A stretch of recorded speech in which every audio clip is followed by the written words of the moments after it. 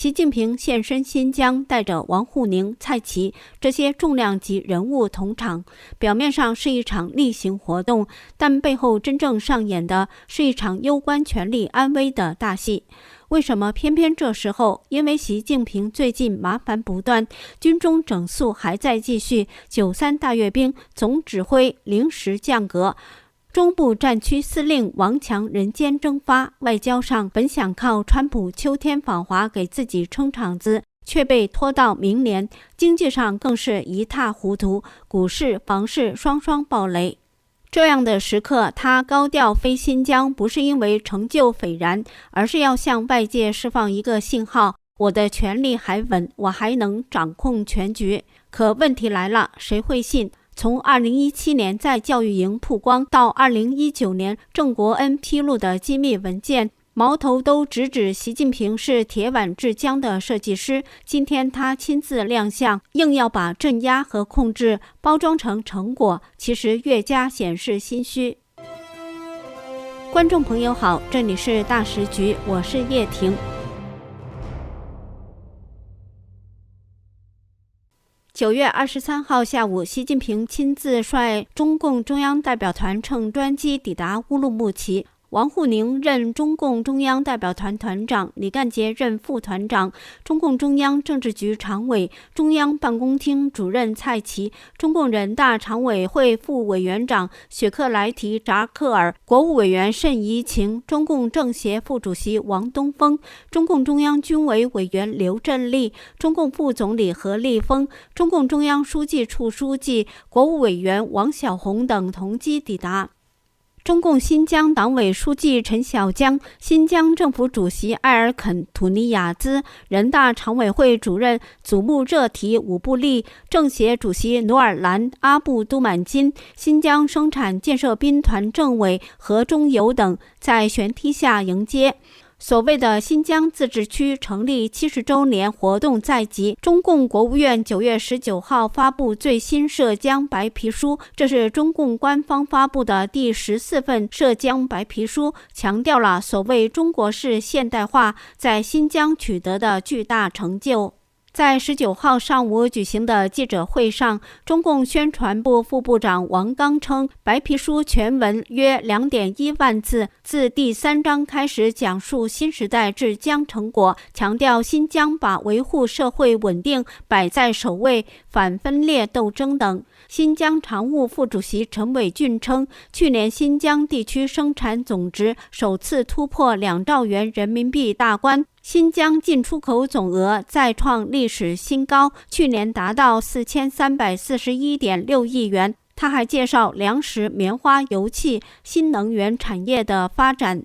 陈伟俊说，美国的制裁既阻碍不了新疆发展的脚步，也阻止不了企业或者产业的发展壮大。他指责美国借新疆存在强迫劳动来制裁涉疆企业和个人，属于干涉中国内政的政治操弄和经济霸凌。中共官媒新华社9月23号发表第一观察评论文章，说习近平这次访问新疆，正值“14-5”规划收官、“15-5”规划开局的关键节点，新疆事关强国建设、民族复兴大局。报道称，习近平以中共中央总书记、国家主席、中央军委主席的身份，率中央代表团到新疆出席成立活动，是党和国家历史上第一次，显示中共对新疆的治理非常看重。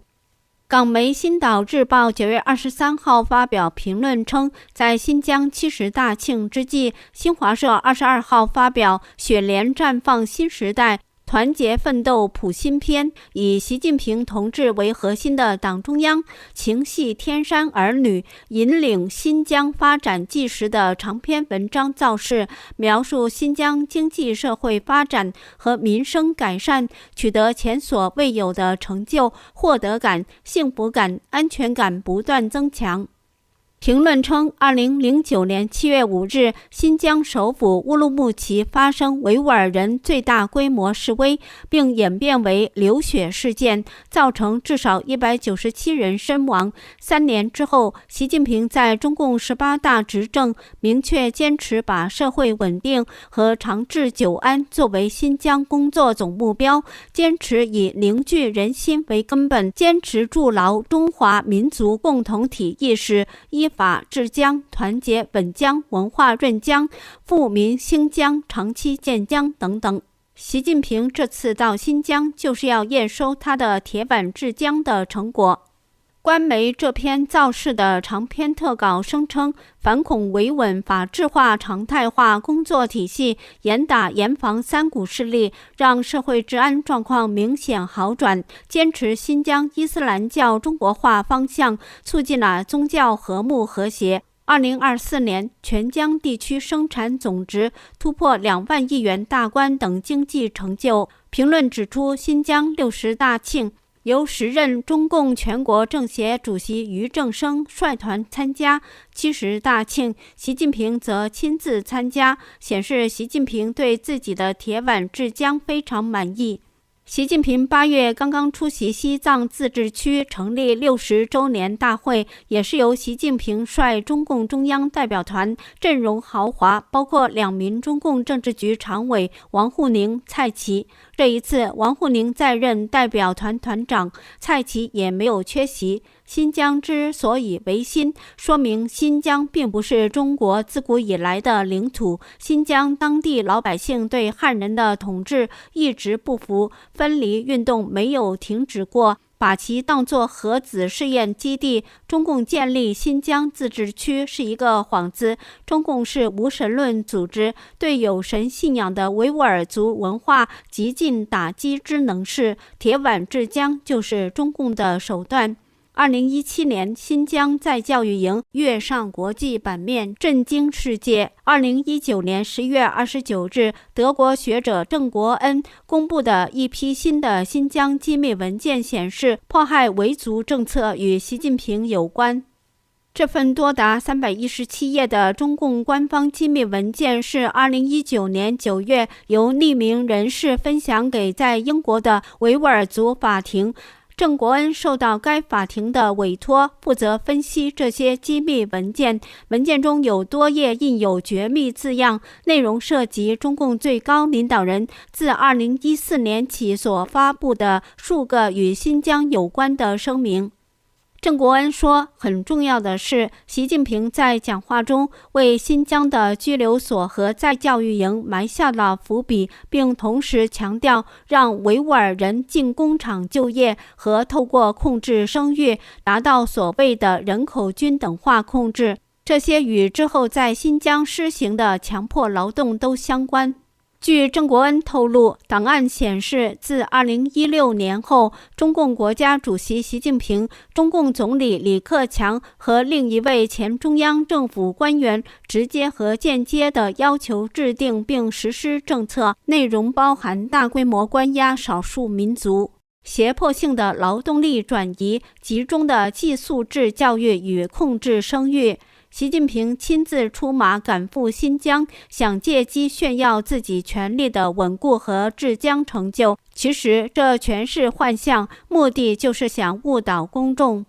从陪同习近平访问新疆的阵容看，中共政局表面平稳，一切如常，而在深层剧烈的变化正在发生。首先，中共军队高层清洗还在继续，就说今年的93大阅兵，阅兵总指挥按惯例在北京军区撤销后，应由中部战区司令员王强上将出任，但是王强没有现身，阅兵总指挥降格为中部战区空军司令员韩胜言中将，而阅兵从来没有由一名中将、少将做领队的。那么王强去哪里了？其次，美国出席此次北京香山论坛的代表层级明显降低。今年美国派出的代表是美国驻华国防武官阮尊、空军武官费夫、陆军副武官吉尔罗伊、政治处官员薛曼。而在去年是时任美国国防部主管中国、